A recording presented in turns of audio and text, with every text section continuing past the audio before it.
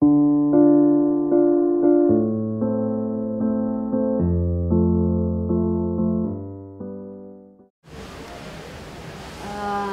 film-là, c'est le premier film de fiction que j'ai fait à partir d'une expérience de travail.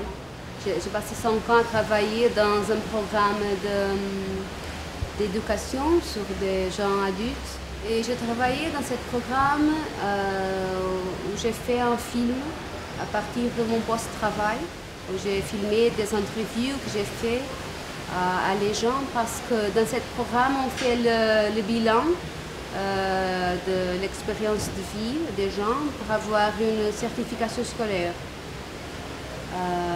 J'ai aidé les gens à écrire son histoire de vie pour faire cette certification. Premièrement, j'ai fait ce documentaire et après, c'est ça, mon premier film fiction fait à partir des histoires que j'ai connues là. Tous les gens qui sont dans les films sont des gens que j'ai connus quand j'ai travaillé à ce programme.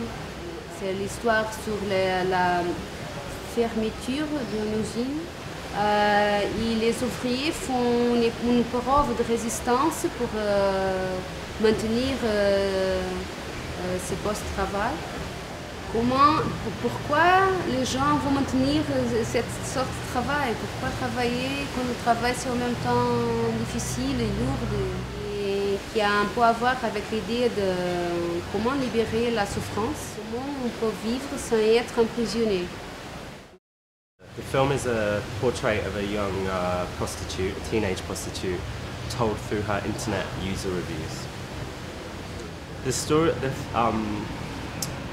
The film came about after reading basically websites and internet communities where clients would review prostitutes. It's really grimy, really unpleasant, but for me it expressed something kind of quite alarming about the internet and the way we communicate. So that was really the starting point. And it gave me it presented a kind of form that I found interesting, in which there are many different voices, and each voice leads on from the next one. It's not about the reality of prostitution. It almost has nothing to do with that. It's more about the way we communicate and the kind of absurdities of the internet and the current age. I think using those voices and each voice presenting a different, let's say, aspect of the main character.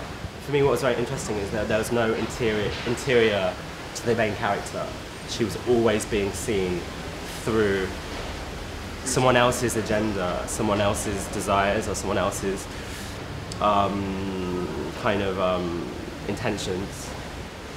There's a lot of anxiety about technology, and when I see this dealt with in film, it's often very serious.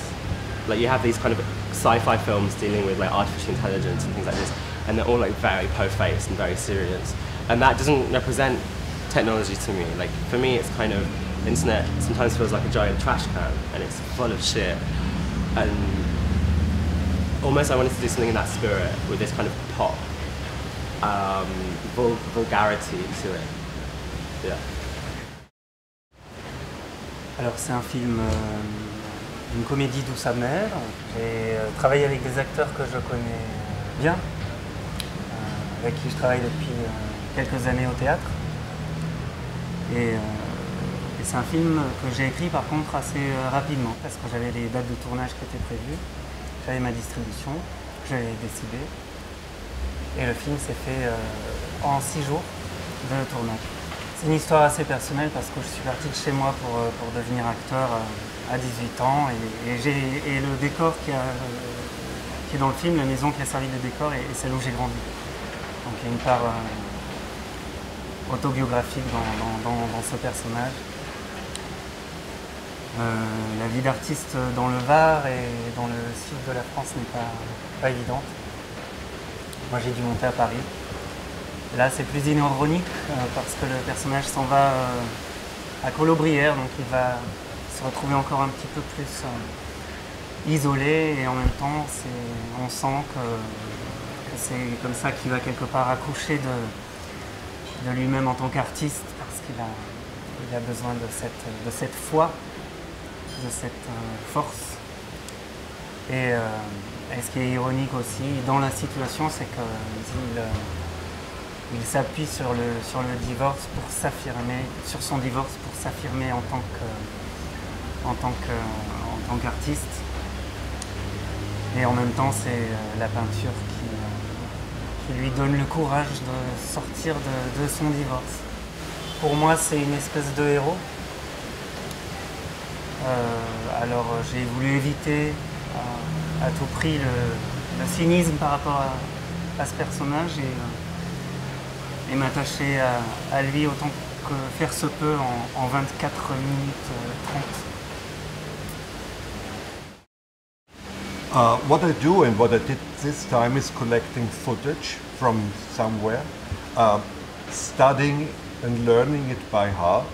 That takes about, in that case, a year, because I used 5 different feature films plus rushes for commercials and some additional stuff.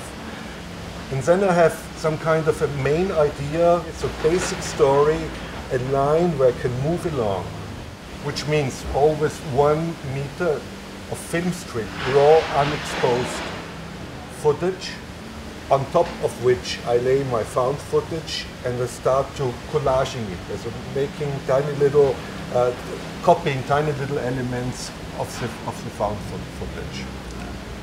That's the basic thing. In that case, I referred with my film, The Exquisite Corpus, to the Exquisite Corpse, invented by the French surrealists in around 1925. And the Exquisite Corpus is based on the idea, my title, on that analog cinema is basically an exquisite corpse, a wonderful, nearly dead body walking around. But it has a corpus which you can touch, which you can smell, which you can taste, do anything with it, as compared to the digital media. Plus, I'm Mr. Chance. I'm the one who directs whatever happens by mixing together those completely different things which have absolutely nothing to do with one and each other, like the surrealists did with the Exquisite Corpse technique. What I see as a main subject is seduction. The film tries to seduce you to reconsider the value of analog cinema by doing things which could not be done with the digital media, but only with analog cinema.